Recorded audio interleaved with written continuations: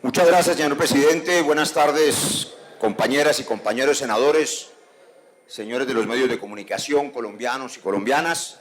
Le agradezco, presidente, que haya empezado el debate, porque estoy preocupado por la seguridad de los colombianos, en la medida en que casi todos los generales de la República se vinieron hoy a acompañar aquí al ministro. Y yo estoy seguro que tienen ocupaciones más importantes en los territorios. Les quiero decir lo que les dije abajo.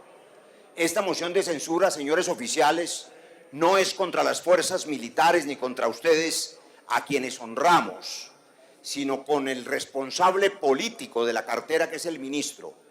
Así que no ha debido él convocarlos. Y quiero también dejar constancia, señor secretario, que algunos comandantes han llamado a senadores de la República a insinuarles su voto en esta moción de censura.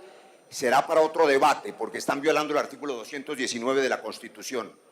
Empiezo por ahí porque eso no se hace, ministro. No ponga a sus oficiales, que merecen toda la honra y la gratitud de Colombia, a defenderlo. Usted puede hacerlo solo. Primer tema, la seguridad ciudadana. Quiero pedirle a los técnicos que empiecen, por favor, con el debate. Senadores y senadoras, la seguridad nacional hoy está en manos de ustedes, de los senadores de Colombia, porque ustedes tendrán una decisión histórica y trascendental. Voy a enumerar rápidamente lo que en 2 semanas antes ya habíamos mencionado. Los fracasos de la gestión del señor ministro de la Defensa. El primero de ellos, el fracaso en seguridad ciudadana. Basta recordar las cifras. Aquí está la percepción de inseguridad ciudadana en Colombia. El aumento de la percepción de inseguridad en todas las ciudades de Colombia. Ustedes ven que el 44% de los colombianos que nos escuchan en sus ciudades, en sus departamentos, senadores y senadoras, hoy se sienten inseguros. La mayor percepción de inseguridad, senador Pulgar, en Barranquilla, en Bogotá, en Cartagena, en Pasto, y por supuesto algunas ciudades como Bogotá es la que más hurtos presenta. Ahí están las cifras. Aumentó el homicidio en Colombia, que es por supuesto la cifra más relevante, porque es la pérdida de vidas. Teníamos entre enero y septiembre del 2018 8.434 homicidios, aumentaron a 8.612 en el mismo periodo. Y aumentó también el homicidio de mujeres y de hombres en este periodo. Fracasó en el control del homicidio. Los hurtos también van en aumento, en un 9.5%. En el mismo periodo hubo 190.744 hurtos en Colombia y aumentaron en este año de gestión a 209.045. Ni los homicidios, ni los hurtos, ni la percepción de seguridad, ni el robo de vehículos, que también aumentó. En el 2018 eran 24.445 y en este año, cifras oficiales de la Fiscalía General de la Nación, van 26.895 robo de vehículos. Robo de celulares, cifras de la Fiscalía, también empeoraron este año. 108.261 el año pasado, 122.121. Los ciudadanos de Colombia se sienten inseguros porque están inseguros, porque los están atracando más, porque los están asaltando más, porque los están robando más y porque los están matando más. Eso es un fracaso en materia de seguridad ciudadana y es responsabilidad del Ministerio de la Defensa. Claro, se nota específicamente en las principales ciudades. Aquí ustedes están viendo. Hoy, senadora Angélica Lozano, el 46% de los bogotanos se sentía inseguro en el 2015 y hoy la cifra llega al 61% de los bogotanos inseguros. Cali sigue siendo la ciudad más violenta de Colombia con 635 muertes. Senador Rulber, representante John Arley, representante John Jairo Hoyos. Medellín superó, senador Agudelo, los 500 homicidios en lo que va corrido del año 2019. En Bucaramanga, senador Pinto, senador Mauricio Aguilar, ha subido un 14%, del 14% en el 2016 al 34% la percepción de inseguridad en Bucaramanga. 20 puntos de incremento de la percepción de inseguridad en la ciudad de Bucaramanga, y así en todas las ciudades. El segundo fracaso, Los riesgos de conflicto internacional se los compartí en la sesión de debate pasado, pero recordémoslos. Estos eran los niveles de tensión con Venezuela. Nadie en este salón tiene dudas sobre la dictadura de Maduro, la violación de derechos humanos y el vecino indeseable. Eso está por descontado. Pero con ese mismo vecino indeseable teníamos en la relación del gobierno 2002-2010 del expresidente Uribe y el entonces presidente Chávez un nivel de conflictividad muy alto que se ve en la primera columna en rojo. En los gobiernos que siguieron del presidente Santos, con el mismo gobierno indeseable, el nivel de conflictividad bajó y ahora en este año ha vuelto a aumentar a los niveles de tensión aún más altos que en esa época, poniendo a pensar a los colombianos inclusive en el riesgo de una guerra en la frontera absolutamente indeseable. ¿Y por qué ha ocurrido eso? Porque el Ministerio de la Defensa tiene la responsabilidad de orientar a su presidente en materia de seguridad nacional e internacional. No lo ha hecho y lo que ha hecho ha salido mal. El cerco diplomático a Venezuela, por supuesto, no ha funcionado. Y lo peor, el Ministerio de la Defensa puso al presidente de la República a ser un oso en Naciones Unidas entregándole información equivocada que se supone venía de inteligencia. Y claro, no cayó el ministro, cayó el oficial. Siempre el trompo de poner el oficial de inteligencia cuando para eso estaba el ministro de la política, que es quien desde ese momento ha debido renunciar por el oso mundial más grande que ha hecho un presidente, no por culpa del presidente que actuó de buena fe, sino por la información que le preparó el Ministerio de la Defensa. Resultado de esa gestión, que en lugar de debilitar a Venezuela terminó integrando el Consejo de Derechos Humanos para vergüenza del mundo, pero con 105 países que aprobaron esa indeseable nominación. Deficiencia en la inteligencia de todas las maneras. El propio Humberto Calderón, embajador del gobierno interino de Juan Guaidó, advirtió que Bogotá era un centro de inteligencia y de captación de información con cientos de operarios. Lo llamó la Casablanca de los Andes. También se informó por inteligencia que los rusos han capacitado funcionarios de la SEBIN, el Servicio de Inteligencia Bolivariano, para adelantar operaciones encubiertas en Colombia. Y también la revista Semana obtuvo documentos que mostraba documentos de inteligencia clasificados como ultrasecretos de al menos 100 espías en los últimos 3 años. ¿Qué ha hecho el Ministerio de la Defensa para controlar esos espías? ¿Cuántos espías están detenidos? 1, Carlos Pino, senador Bolívar, el esposo de Gloria Flores, la candidata al Senado de la Decencia, o quizá 2 o 3, contando con un muchacho, Brian Díaz, que lo cogieron husmeando en Madrid, Cundinamarca. ¿Cuántos espías? ¿Dónde está la contrainteligencia? ¿O es que creen que el gobierno de Maduro y de Venezuela y los rusos no tienen la capacidad de infiltrarnos en inteligencia y contrainteligencia? Fracaso también entonces en inteligencia. Y en seguridad nacional, los grandes hitos. El fracaso frente al ELN, no necesito cifras distintas de las del propio ministro. Finalizando el gobierno Santos, en fuentes oficiales y en fuentes de las que además doy fe porque yo mismo me reuní con las fuerzas militares a propósito del intento de diálogo con esa guerrilla, 1.500 hombres identificados, era el conteo de hombres en ese momento. Y nos ha dicho el ministro en la respuesta a este debate que ahora hay 4.867. Es decir, se le triplicaron en su gestión los miembros del ELN. Abortaron el diálogo como opción, pero tampoco fueron capaces de hacer la contención militar, que era la alternativa que se supone sabían hacer. ¡Qué fracaso! Recibir 1.500 guerrilleros y tener hoy el triple de ellos sin ninguna contención. Se esconden en Venezuela. Llevan años escondidos en Venezuela, pero se han triplicado en este año. Y los hechos además son contundentes. Atentados a oleoductos por el ELN, cifras también oficiales estas de Ecopetrol. Hasta el 7 de febrero del 2017, 63 atentados. Fíjense en esta cifra, el cese de fuego que operó 4 meses, del 4 de septiembre del 17 al 9 de enero del 2018, produjo 0 atentados. Los ceses de fuego evitan la violencia, evitan el terrorismo, evitan las muertes, pero se abortó ese proceso de diálogo y por supuesto el ELN cometió esa cruel masacre contra los estudiantes de la escuela de policía que todos repudiamos como un acto cobarde. A partir de entonces, 107 atentados entre febrero y diciembre y 86 atentados desde enero del 2019. Tampoco ha habido contención de esa actividad terrorista. Se fracasó también, ministro, frente a las disidencias y las reincidencias. A los colombianos nos han dicho que la culpa de todos los males las tienen las disidencias, que ahora dan en llamarlas así. Hasta hace poco las llamábamos BACRIM o bandas criminales, ahora también les dicen GAOS. Pero no me detengo en esa nominación.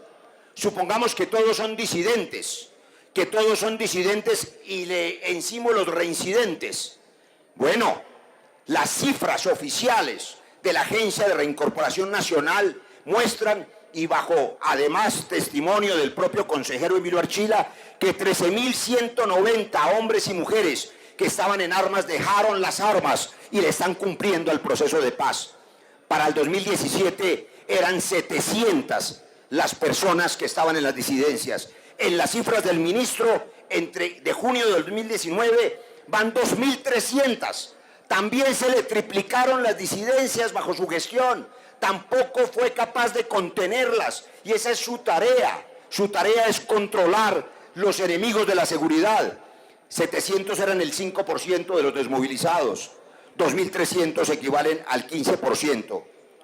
Pero las cifras de inteligencia dicen que tan solo desde fines del 2018 la cifra de disidencias o de BACRIM o de personajes dedicados al narcotráfico que alguna vez militaron en alguna guerrilla, valga recordar que muchos de los paramilitares que se desmovilizaron en Justicia y Paz en el pasado también habían militado en guerrillas y en grupos ilegales, se ha incrementado en más de un 30% desde finales del 2018. Se le salió de las manos el control de esas disidencias, como también se le salió de las manos el control de las GAOS, de los grupos armados organizados. Ahí están las cifras. En 2017 eran 2.100 hombres armados de esas organizaciones criminales. Las cifras que nos entregó el propio ministro, porque trabajo con las suyas, mostraron 2.300 hombres de las GAOS y nos contó él que había otros 1.400 en redes de apoyo. ¿Qué quiere decir eso? Que recibió 2.100 y ahora tiene 3.400, que ha incrementado en un 70% el número de hombres dedicados al crimen en las GAOS. También fracasó, ministro, en el control de las GAOS. Y por supuesto, la captura de un puñado de hombres, todos ellos cabecillas, porque parece que los colombianos ahora tenemos la impresión de que cada vez que capturan a alguien es cabecilla. Esos grupos ilegales no tienen sino cabecillas. Pues ese puñado de hombres no es nada y es muy poco frente a 3.400 que usted mismo ha dicho se han multiplicado en su gestión. El fracaso también es notorio, notable, en la lucha contra el narcotráfico y en la lucha contra esas organizaciones ilegales. Miren las curvas de incautación de toneladas. Todas estas son cifras oficiales. Ha disminuido la incautación de toneladas en el año 2019, fuentes del Ministerio de Justicia de este gobierno, de su colega en el gabinete. Pero aunque nos olvidáramos de que además ha disminuido la incautación, ha sido ineficaz en la incautación, revisen las cifras. Colombia produce 1.400 toneladas de ese alcaloide. 291 toneladas fueron incautadas, según sus cifras oficiales. Lo que quiere decir que el año pasado 1.108 toneladas se pasaron por las narices. ¿Dónde están esas 1.108 toneladas? El 79% de la droga producida en Colombia está llegando a su destino. Fracaso en el narcotráfico y fracaso en los insumos, en los precursores del narcotráfico. También, compañeros y compañeras, señora ministra del Interior, con cifras oficiales. Nos contó el ministro, y debo confesar que me pareció una buena noticia, cuando en un debate como este en la Comisión Primera nos dijo que había logrado incautar 6.428.000 galones. Los televidentes no logran imaginar dónde caben 6.428.000 galones de gasolina. Yo pensé que era un éxito. Cuando revisamos las cifras, entendemos que para fabricar la cocaína, senador Luis Fernando Velasco, que está pasándose por las narices de las fuerzas oficiales del gobierno bajo el mando del ministro de la Defensa en esta gestión, Se necesitan 35.840.000 galones. Ha incautado 6 millones. ¿Dónde están los otros 31.663.014 galones? 31 millones de galones de gasolina se han pasado por las narices de las autoridades, por las carreteras, porque son carrotanques, en las estaciones de gasolina, como las 14 que hay en Argelia, Cauca, donde venden más gasolina que en Popayán. ¿Dónde está la eficacia de las fuerzas para contener esos insumos? Si no hubiera insumos, no habría cocaína, que es la maldición que le hace daño a Colombia. Por esa razón, apenas ayer, el obispo de Cali transmitió una preocupación de la comunidad. Dijo la comunidad, la única manera de que se pasen estos millones de galones por las narices de las autoridades es que haya complicidades. Pero de esas complicidades, el gobierno no las advierte, el ministro no las niega, ni siquiera habla de ellas. Hay desconfianza, y hay desconfianza por la ineficacia. También ha fracasado frente al control de los narcos reincidentes. El gran retorno de los narcos, que cumplen penas exiguas después de ser extraditados y que vuelven a delinquir, es un fenómeno que está haciendo sangrar a la ciudad de Cali y al Valle del Cauca. Pero no tenemos noticia de la inteligencia que logre impedir la recriminalización de estos narcos, el seguimiento a estos personajes. Hay más de un centenar desde el 2017 que han sido liberados. Nadie los controla, nadie les hace seguimiento. ¿Cuántos han capturado? Uno, alias el Alacrán, pero son centenares. ¿Qué pasa con el control del Ministerio de la Defensa? ¿Qué pasa con la inteligencia? ¿Qué pasa con la capacidad de seguirle la pista a delincuentes reconocidos? Y aquí está lo más grave en el fracaso contra el narcotráfico. Pregunto yo si hay una falsa erradicación, senadores y senadoras. Esto ha costado miles de millones y vidas humanas y una relación difícil con los Estados Unidos y con Europa. Miren estas cifras. Las cifras de erradicación, según el método de erradicación en el mundo, aún las peores, que son aquellas de erradicación forzosa manual y con aspersión terrestre, dan un porcentaje de resiembra del 67%. ¿Saben cuál ha sido el porcentaje real de resiembra en la gestión del ministro Botero? Inédito en la historia, en el mundo no ha ocurrido. 98.2% de resiembra. Eso parece imposible. Es más probable que haya falsa erradicación. Yo creo que al ministro, seguramente de buena fe, le han traído cifras falsas. Aquí en esta plenaria, senador Villalba, el ministro le informó a usted y a los senadores de Colombia que había erradicado más de 90.000 hectáreas y lo proclamó como un éxito. Yo le creo, ministro, pero solo necesito un ábaco, una calculadora de colegio. Si había 172.000 hectáreas que llamaron en el partido de gobierno la herencia maldita del gobierno Santos, menos 90.000, pues quedan 82.000, pero no. El propio ministro de la Defensa le informó a Colombia que tenía 169.000 hectáreas el mes pasado y proclamó eso como un triunfo y puso al presidente de la República, igual que hizo en Naciones Unidas, a expresar unas cifras que son verdaderamente vergonzosas. Dijo que había roto la tendencia porque había disminuido en un 2% la cantidad de hectáreas durante el año largo de su gestión. Yo creo que hay que recordar que el gobierno anterior, y él lo sabe, dejó un acuerdo con los Estados Unidos vigente hasta el 2023. Esas metas que usted proclama son las metas que se acordaron en ese momento y sobre las que debía trabajar. Pero lo que no podía imaginar ni el gobierno americano, ni los colombianos, ni los senadores hoy, es que haya 98% de resiembra. O le traen datos falsos y usted sobre los números nos dice que erradicó, o se las están resembrando todas. En cualquiera de los dos casos es un fracaso absoluto el control suyo del narcotráfico y la erradicación de cultivos. Ni qué hablar del abandono del PENIS. Eso dará para otras reflexiones. Hay, por supuesto, una tendencia permanente de presencia de cultivos. Estas son las cifras reales. 2018, 172.000 hectáreas. 2019, 169.000 hectáreas. es decir, las mismas. ¿Y cuánto ha costado la erradicación de las famosas 90.000 hectáreas, si es que las erradicaron? Fracaso siguiente frente a la protección de la población civil. Miren las cifras. Estos son los homicidios intencionales contra civiles.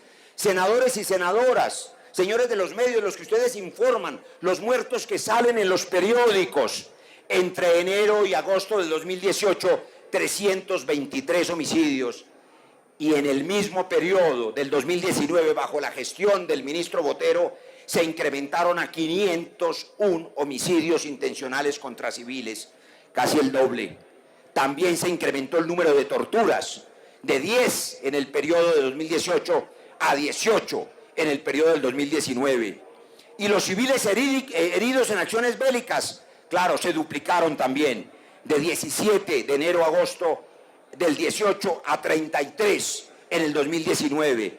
Qué triste decir que está quedando ya en el recuerdo reciente la feliz imagen de los pabellones del hospital militar desocupados. Ahora están volviendo a llenarse desde esta gestión, que cuesta muertos, que cuesta heridos. Las consecuencias para la población civil también se notan en daños colaterales. De enero a agosto del 2018, 28, de enero a agosto del 19, 42.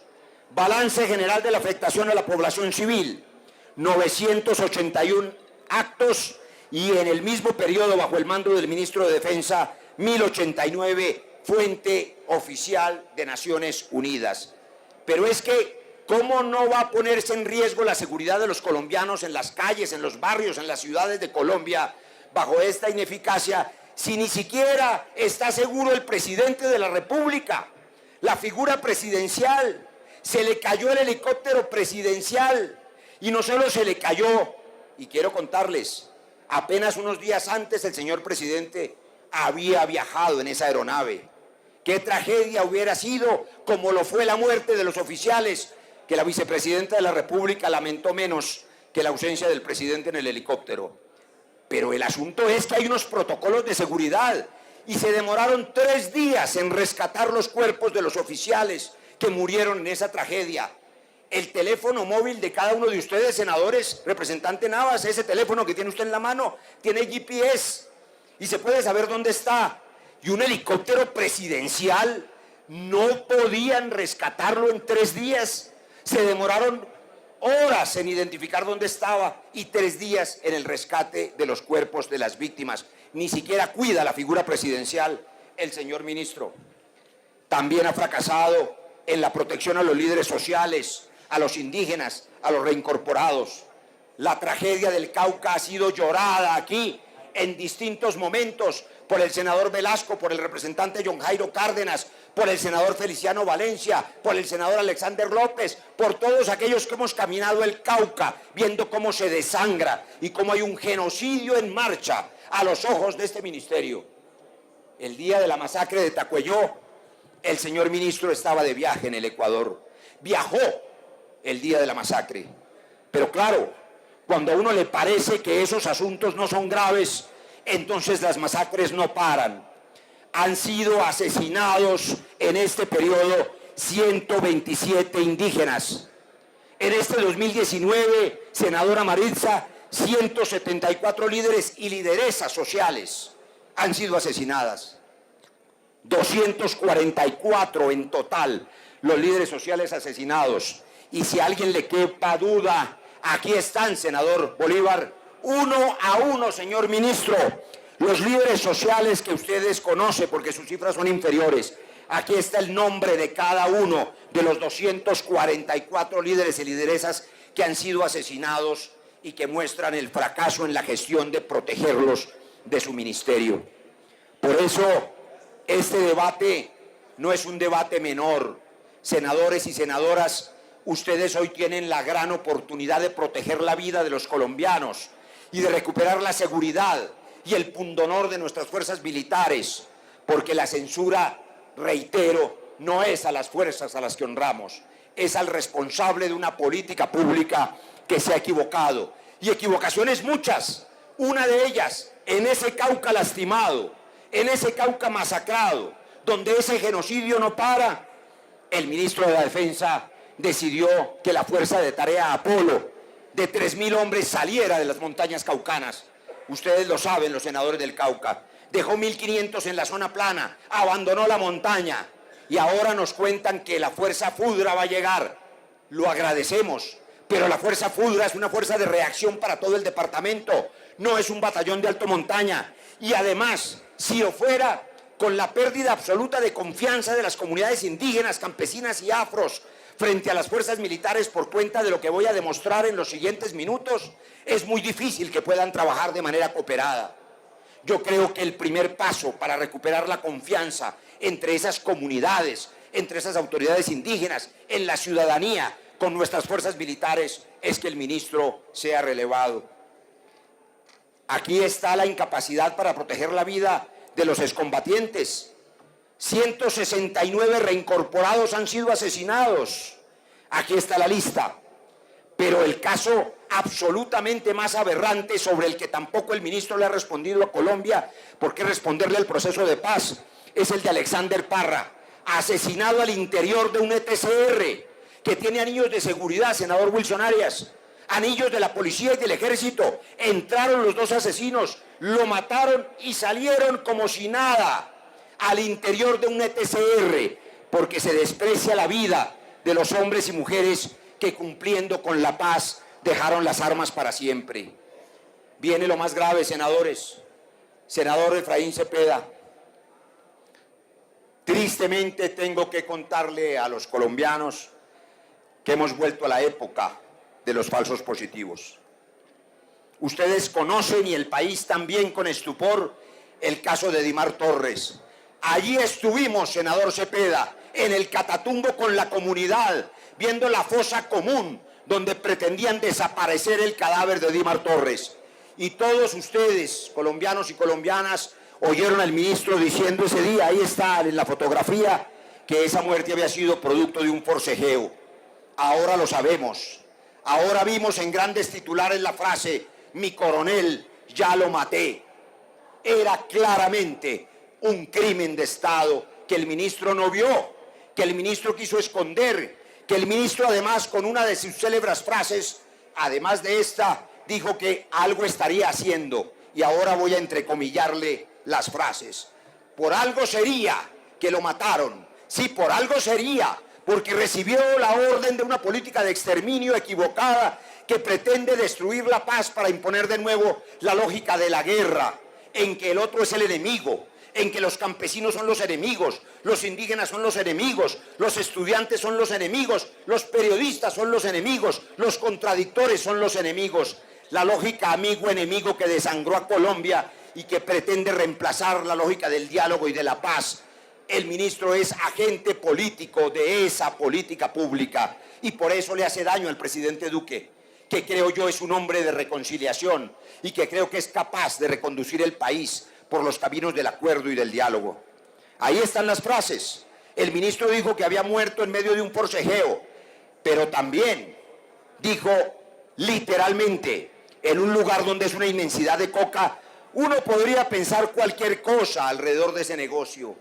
Es decir, lo vuelve a matar, porque lo mata moralmente, por algo sería que lo mataron. Y eso lo ha repetido en varias ocasiones, frente inclusive a la población civil, de quien dijo en la comisión primera, están las grabaciones, y aquí está el texto, que la población civil era cómplice de los delincuentes.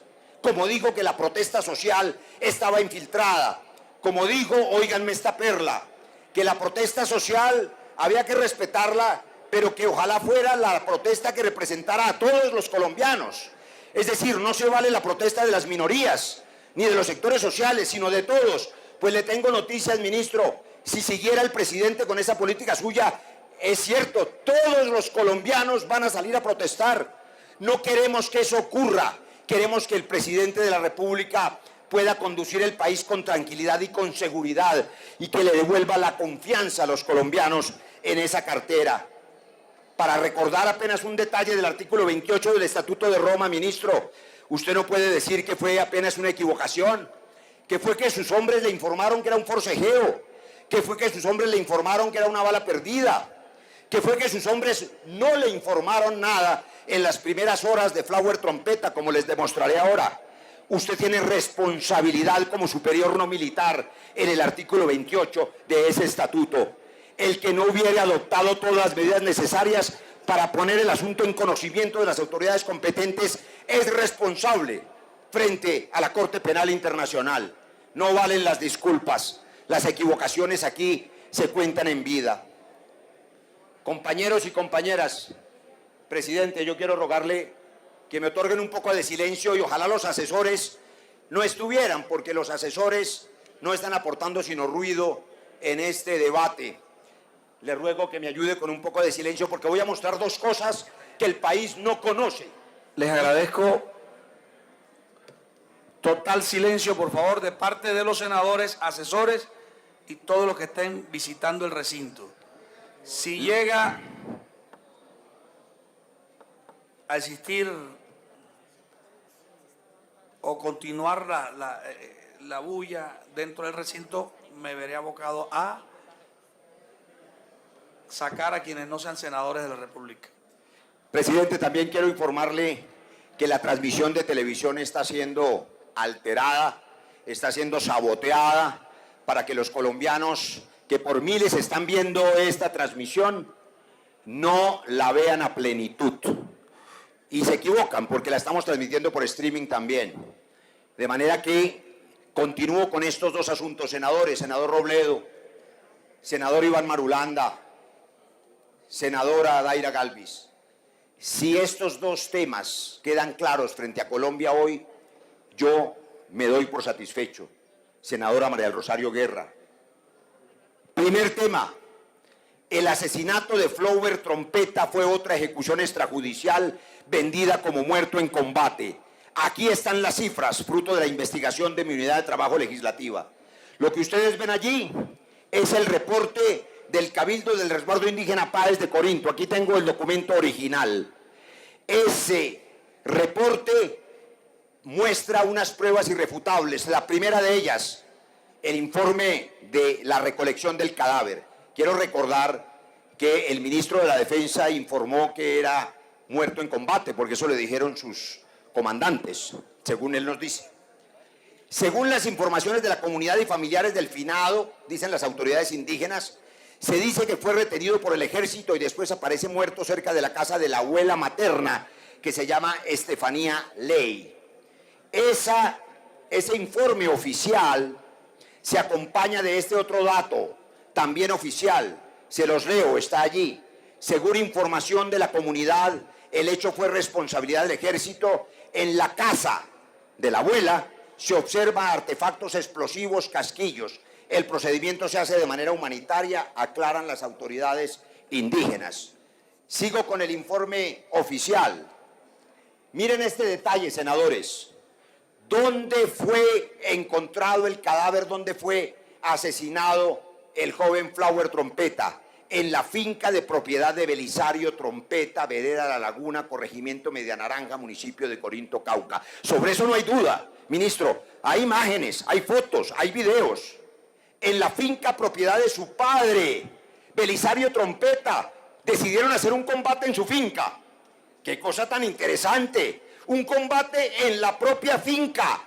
Este joven estaba, como dijo la comunidad, y hay testigos, en su parcela. ¿Y qué ocurrió estando en su parcela? Miremos la versión del ministerio. Hubo combate con las disidencias, eso nos dijeron. Este caso es tan grave como el de Dimar Torres. Se señala en la versión oficial que Flower Trompeta era disidente de las FARC, que tenía una esposa por delito de receptación y habría muerto en combate, que esa fue la información que recibió y transmitió el ministro, que Flower Trompeta tenía además en su poder un fusil M16, lanzagranadas artesanales y material explosivo. Además, informaron que había muerto por 4 disparos, 2 en la espalda, 1 en el cuello y otro en el brazo. ¿Qué es lo que verdaderamente ocurrió? Aquí están los hechos documentados. Los campesinos afirmaron que no hubo combate. Ya sabemos que lo mataron en la finca de su padre y de su abuela. Escucharon disparos a las 10:30 de la mañana y luego un sobrevuelo de helicóptero. La comunidad afirma que Flower no pertenece a ningún grupo armado y a esta fecha el ministro de la Defensa no ha aportado ninguna prueba sobre esa afirmación suya. Yo me pregunto, ¿cuántos eran los enemigos en ese combate? ¿Dónde están los otros capturados o las otras bajas? ¿O era el combate de un batallón contra un solo hombre? Pero aunque fuera el combate de un batallón contra un solo hombre, se combate de frente. ¿Cómo lo mataron? La información oficial dice que lo mataron en combate con 4 tiros, disparos de fusil. Los denunciantes dicen que se lo llevaron vivo de su parcela y luego aparece baleado a 2 metros de su casa. El Comando Operativo Apolo, transmitió el ministro, afirma que se coordinó el ingreso de 3 funcionarios de la Policía Judicial para realizar actos urgentes, pero que una asonada de parte de la comunidad les arrebató el cadáver y los lanzagranadas y los explosivos. En medio de un combate con helicópteros artillados, 5 campesinos desarmados les arrebataron todo, inclusive el cadáver. Lo que verdaderamente ocurrió es que los hermanos de Flower Trompeta y los testigos de la comunidad observaron en el lugar a 3 personas de civil con pistolas que preguntaron a los soldados dónde está el paquete. Ustedes tenían que hacer lo que hicieron y sacarlo rápido, porque ahora la comunidad no va a dejar hacer las cosas bien. Esa frase criminal es idéntica a la otra. Coronel, ya lo maté. Los civiles a los que se refiere la comunidad, de acuerdo a versión de un líder, son los mismos que bajaron del helicóptero en la torre junto a miembros del ejército, la policía, y no hay noticia criminal de ninguna asonada. Los explosivos que le capturaron supuestamente, ¿saben dónde aparecieron? En la casa de la abuela. ¿Qué tal este combatiente? Se enfrenta solo a un batallón en la parcela de su padre y guarda los explosivos en la casa de la abuela. Les voy a probar cómo esto fue una muerte por la espalda y con el campesino corriendo. Y estas son pruebas técnicas periciales. Este es el informe oficial del Instituto Nacional de Medicina Legal. No es el del CRIC, ni es el del Cabildo. Este es el documento oficial. Observen esto. Primera herida. Herida por proyectil de arma de fuego en región escapular derecha. La escápula. Atrás, la espalda. Segunda herida. Herida por proyectil de arma de fuego en región infraescapular izquierda. También en la espalda. Y la tercera en el brazo izquierdo. Estas son las heridas. Y estos son los diagramas de medicina legal. Las siguientes, por favor. Estos son los tiros en la espalda. Olvidé leerles en el reporte del Cabildo que el cadáver fue encontrado en decúbito dorsal, es decir, de espaldas. Y eso es muy importante porque ustedes van a ver ahora la precisión del diagnóstico del fusilamiento por la espalda. Primero, aquí están los tiros, pero ustedes observan en la primera imagen que hay un tiro que viene desde arriba, desde el cuello, hacia el esternón. Ese tiro, ustedes dirán, parece no ser de espalda. Los otros 2 claramente son en la espalda. Y la última imagen, anterior, se refiere al tiro en el brazo. Quiero detenerme en esta imagen. Primero, ¿por qué hay un tiro que entra en el cuello? No puede imaginarse que le dispararon desde el cielo. Este hombre, como cualquier hombre, si recibe 2 tiros de fusil en la espalda y está de pie y quieto, el impulso de los tiros lo tira hacia adelante. Pero si va corriendo, su polígono de sustentación está en las piernas y la inercia del último paso hace que haga este movimiento. Cuando él va cayendo, el tercer tiro entra por el cuello. Lo mataron fusilado por la espalda, pero aún uno podría decir que en un combate, en una ráfaga, cayó este ciudadano. Los tiros, senadores y senadoras, no fueron de ráfaga, fueron tiro a tiro, 1 a 1, fueron tiros de precisión, porque ustedes ven aquí las distancias. En los tiros de ráfaga, que son décimas de segundo, la distancia entre un orificio y el otro es de décimas o de 1 centímetro. Aquí tenemos entre un tiro en la espalda y el otro 26 centímetros de distancia. en el torso alto. La reacción en el combate, lo saben los guerreros de la patria que se han jugado la vida en el combate, es una reacción de ráfaga indiscriminada. No hay tiempo para la precisión. Se trata de salvar la vida frente al enemigo. En el polígono, en cambio, usted puede coger al enemigo, apuntarle al torso alto y con tiro de precisión darle en la espalda. Lo fusilaron por la espalda, no son tiros de ráfaga y esa es la distancia entre los dos tiros. El combate es reactivo, pero además las cifras que revisamos, no lo agoto con ellas, la mayoría de los muertos en combate, reportes de Medicina Legal y la Fiscalía, son en ráfaga y de frente, con tiros dispersos, no con tiros de precisión como los que mataron a Flower Trompeta. Y todavía le tengo una pregunta de hoy al ministro, de una irregularidad de hoy, de hace 2 horas al menos. Yo pedí, cuando la comunidad se comunicó con nosotros para denunciar esta ejecución extrajudicial, como la de Dimar Torres, que se aplicara el protocolo de Minnesota. Les quiero compartir esta información. Hay 3 maneras de verificar si hubo disparos de alguien, si hay pólvora en la mano. La vieja prueba de guantelete, que ya no se usa porque producía quemaduras en los vivos, en los sospechosos, pero por supuesto a un muerto no le duele. Y la guantelete nos da información sobre la pólvora en 20 minutos. Pero como somos sofisticados hace varios años, la otra prueba es la prueba de absorción atómica para pólvora. El resultado dura 24 horas. Y la más sofisticada es la microscopía electrónica. Demora 48 horas. Han pasado 7 días y hasta hace 2 horas no se había procesado esta prueba. No se tiene el resultado. Pregunto, ministro, si quieren ocultar que Flower Trompeta nunca disparó, que no hubo combate, que fue fusilado por la espalda en la finca de su padre, tratando de huir para resguardarse en la casa de su abuela, donde lo encontró la comunidad. Le mintieron a los colombianos. La negación del otro termina en la aniquilación del otro. No es lo más grave que quiero compartirles hoy. Esto que les estoy mostrando, senadores, a los colombianos lo muestro con dolor, pero a los colombianos se les ocultó esta información. En septiembre 2 del 2019, el ministro de Defensa aquí presente le informó a los colombianos, abro comillas, son 14 los delincuentes muertos en desarrollo de las operaciones militares en el Caquetá contra las disidencias del Gao Residual. 14 los delincuentes muertos. Y nos mostraron las imágenes en unas bolsas de los 14 disidentes de las FARC abatidos en el Caquetá. Los colombianos, algunos lamentaron las muertes, pero las comprendieron. Eran criminales y por eso los bombardearon. Les voy a mostrar el reporte de Medicina Legal, no conocido por los colombianos, escondido, ocultado. Esta es la primera página.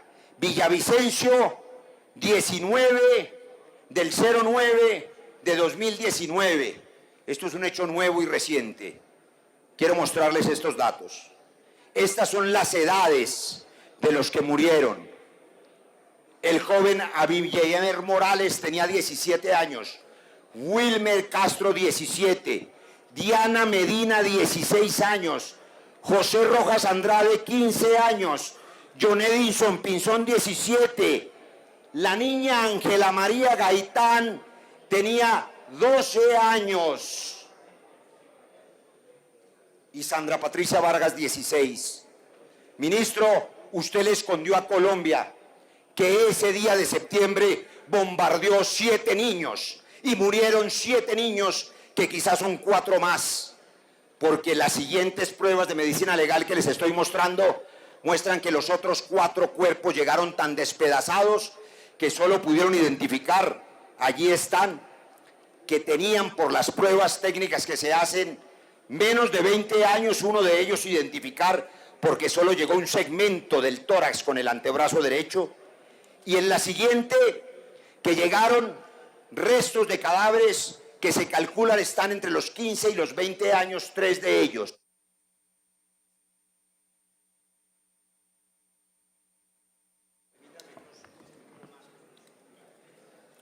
senador,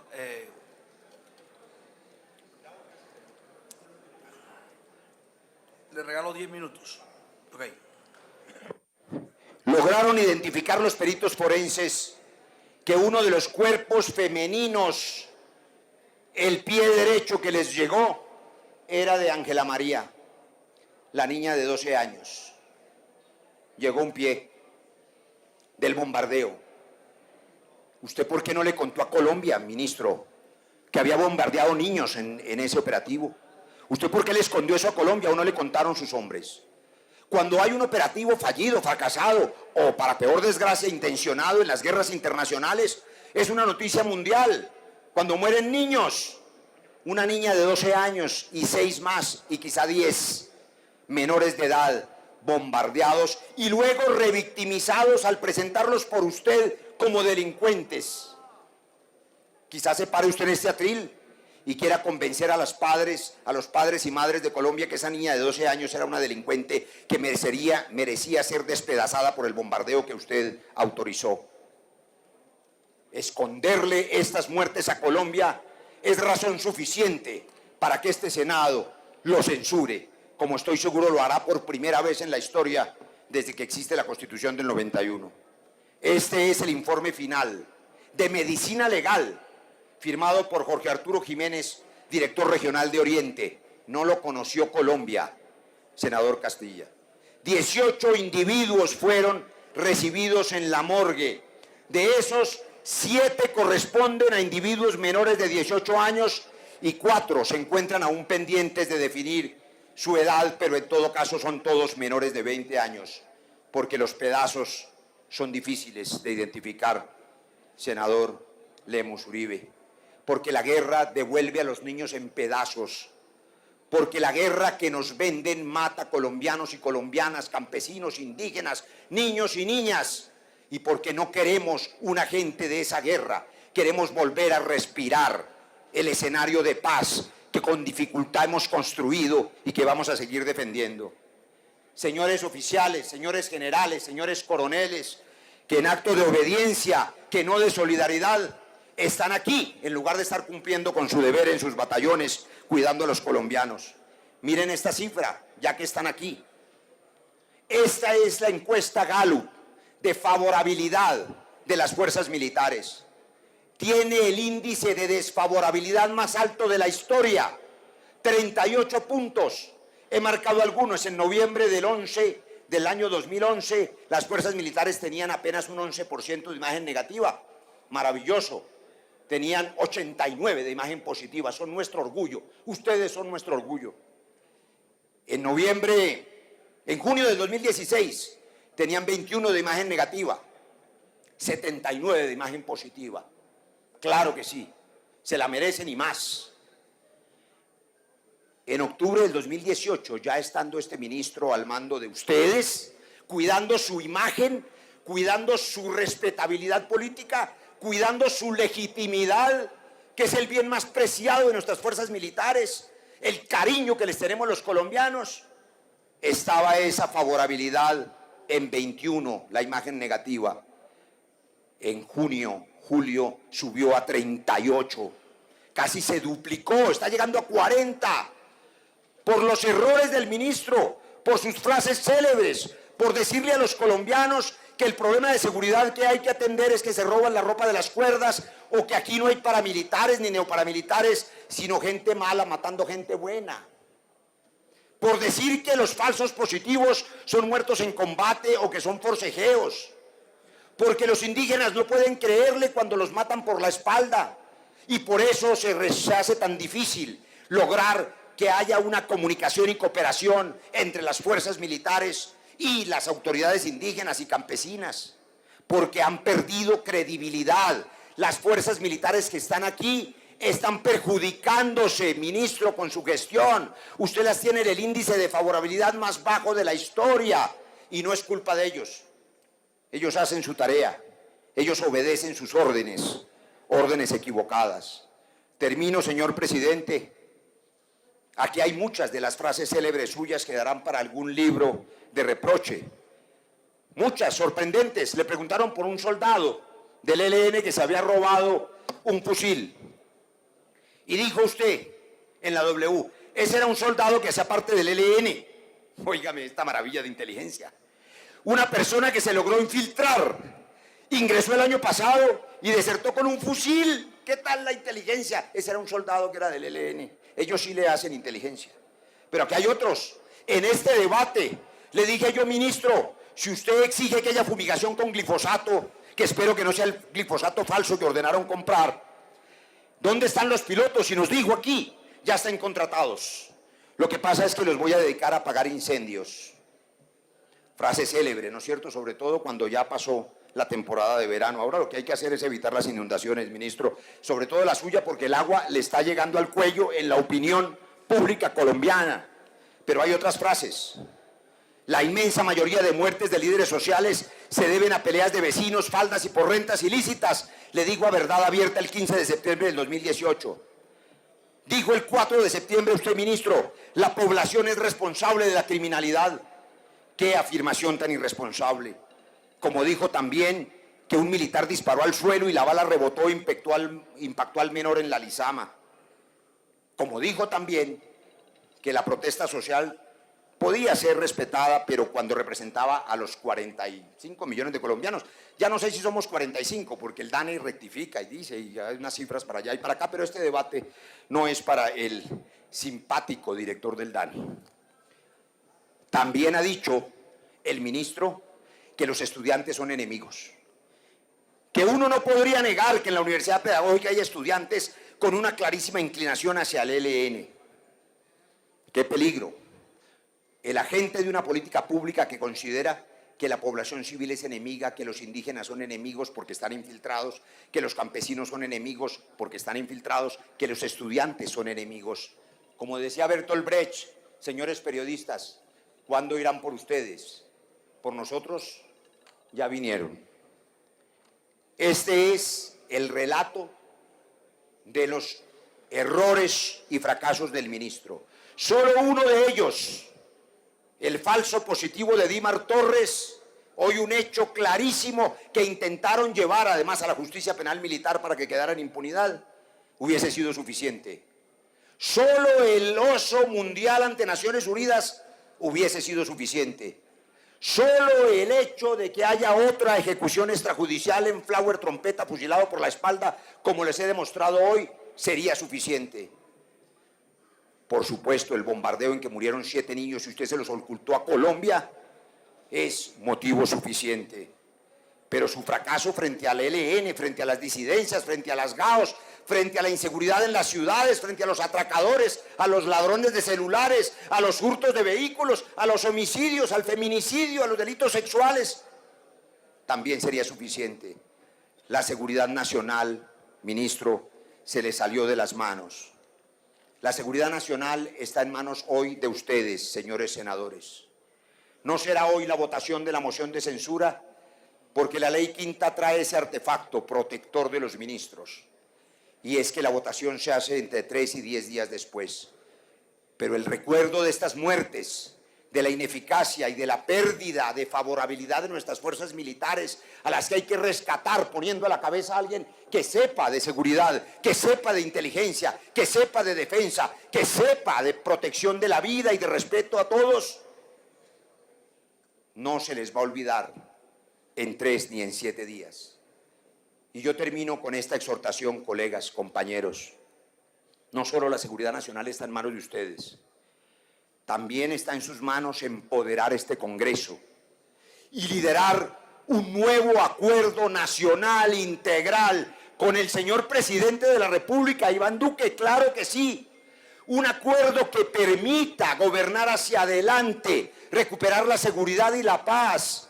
Un acuerdo que respete la representación política de todos ustedes, empoderar el Congreso para que sea el Congreso, con la decisión histórica de esta moción de censura, que espero sea votada la próxima semana, permita liderar ese acuerdo nacional en orden sobre los temas, sobre el futuro, sobre la paz, sobre la vida, sobre los derechos y sobre las libertades.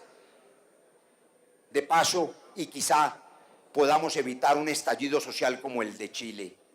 Si este Congreso no se expresa, se va a expresar la gente en las calles y puede llegar a ser incontrolable. Es un escenario que yo no deseo. Yo deseo que este Congreso se haga respetar, que al otro día de la moción de censura valga lo que pesa y que este Congreso sea el que lidera el cambio. Por esa razón,